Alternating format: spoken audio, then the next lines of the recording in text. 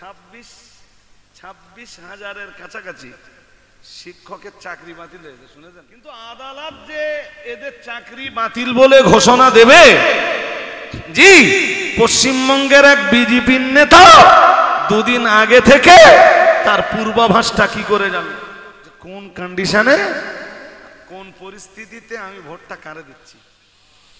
রক্ত রক্ত রক্ত, জনগণের রক্ত যায় যাক, আমার নেতা হওয়া দরকার। কি হওয়া দরকার? আমার কি চাই? আসন, চেয়ার। এই দেখতেছেন যে 26,000-এর কাছাকাছি শিক্ষকের চাকরি বাতিল হয়েছে, শুনেছেন? তাদের নিয়োগ সম্ভবত 2016 সালে। 2000, এখন আমি এটা 100% গ্যারান্টি দিয়ে বলতে পারবো না যে সে নিয়োগটা পুরোপুরি স্বচ্ছতার সাথে হয়েছিল, এটাও বলবো না। মেবি তাতে কিছু পানি ঢুকে থাকতেও, কিন্তু কিছু মেধাবী ছেলে তো ছিল, কিছু মেধাবী মেয়ে তো তাতে ছিল।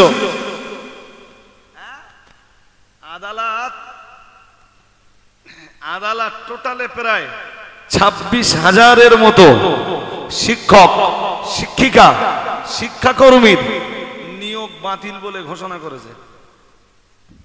2016 মানে 2018-তে সম্ভবত তারা অ্যাপয়েন্টমেন্ট পেয়েছিল।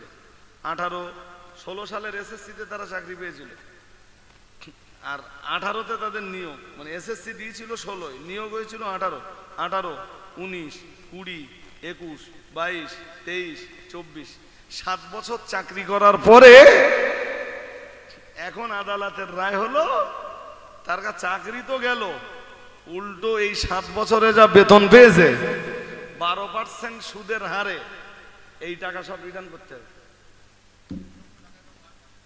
সবচেয়ে বড় অবাক লেগেছে কোন জায়গায় জানেন? আমাদের পশ্চিমবঙ্গের বিজেপির এক নেতা আদালত এই কম বেশি 26,000 শিক্ষক শিক্ষিকার নিয়োগ বাতিল বলে ঘোষণা দেওয়ার অন্তত 2 দিন আগে পূর্বাভাস দিচ্ছে খুব তাড়াতাড়ি বোমা ফাটবে, তাড়াতাড়ি। আচ্ছা, বিজেপির নেতা কি করে জানলো যে আদালতে কি হবে 2 দিন পরে? বিজেপির নেতা কেমনে জানলো?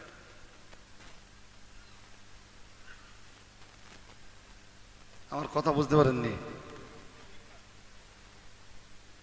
সত্যি মিথ্যা সব আপন জায়গায় থাক, নিয়োগের স্বচ্ছতা ছিল ছিল না ধরুন আমরা কিচ্ছু জানি না, কিন্তু আদালত যে এদের চাকরি বাতিল বলে ঘোষণা দেবে, জি, পশ্চিমবঙ্গের এক বিজেপির নেতা 2 দিন আগে থেকে তার পূর্বাভাসটা কি করে জানে।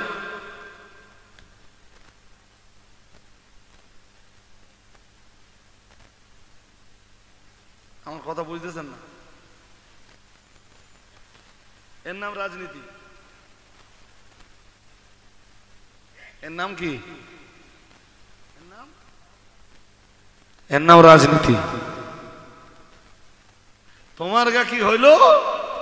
আঙ্গা কিচ্ছু এসে যায় না, আঙ্গা দরকার চেয়ারে বসা। তোমাদের কাজ বাজ থাকলো না, আঙ্গা কিছু এসে যায় না। তোমরা আয় উপার্জন হলো না, আঙ্গা কিচ্ছু এসে যায় না। তোমাদের পেটের ভাত জুটলো না জুটলো, আমাদের কিচ্ছু এসে যায় না। আমাদের দরকার চেয়ার। এই তো চলছে সারা ভারতে। জি আল্লাহ, আপনি আমাদেরকে বুঝবার ক্ষমতা দান করুন। বলুন আমিন, বলুন না আমিন। তবে মুহাম্মদ সাল্লাল্লাহু আলাইহি ওয়াসাল্লাম এমন একজন নবী যার কাছে একটি পিপিলিকার জীবনেরও নিরাপত্তা ছিল। আজকে রাজনৈতিক নেতাদের কাছে মানুষের জীবনের নিরাপত্তা নেই, কিন্তু বিশ্ব নবীর কাছে একটা পিপিলিকার জীবনেরও নিরাপত্তা ছিল। সুবহানাল্লাহ।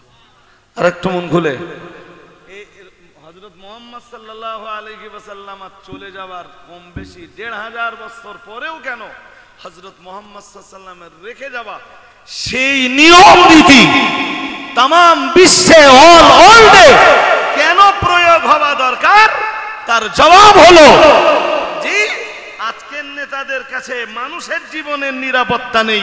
মুহাম্মদ সাল্লাল্লাহু আলাইহি ওয়াসাল্লাম এমন একজন নেতা ছিলেন যার কাছে একটি পিপিলিকার জীবনেরও নিরাপত্তা ছিল। হাদিসে এসেছে রাসূলুল্লাহ একবার একটা পিপিলিকার বস্তিকে দেখতে পেলেন। শুনছেন? হ্যাঁ, যে বস্তিটাকে কেউ একজন জ্বালিয়ে দিয়েছে, আগুন দিয়ে জ্বালিয়ে দিয়েছে। তো রাসূল জিজ্ঞেস করলেন মান আহরাকা, জি রাসূল বললেন মান আহরাকা হাদিহি, রাসূল বললেন এটা কে জ্বালিয়েছে? কে? এই পিপিলিকার বস্তিটাতে আগুন দিয়েছে কে? এক সাহাবী বললেন আমি। আল্লাহ পাকের রাসূল বললেন لا ينبغي لأحد أن يعذب بالنار أو كما قال عليه السلام। প্রিয় নবী মুহাম্মদুর রাসূলুল্লাহ সাল্লাল্লাহু আলাইহি ওয়াসাল্লাম আল্লাহ পাকের নবী বললেন কারোর জন্য এটা উচিত নয় যে সে কাউকে আগুন দিয়ে শাস্তি দেবে, ইল্লা রাব্বুন নার।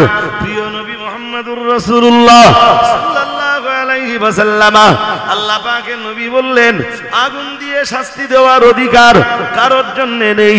আল্লাহ পাক রব্বুল আলামিন আগুন দিয়ে শাস্তি দেওয়ার অধিকার কাউকে দেননি, ইল্লা রাব্বুন নার।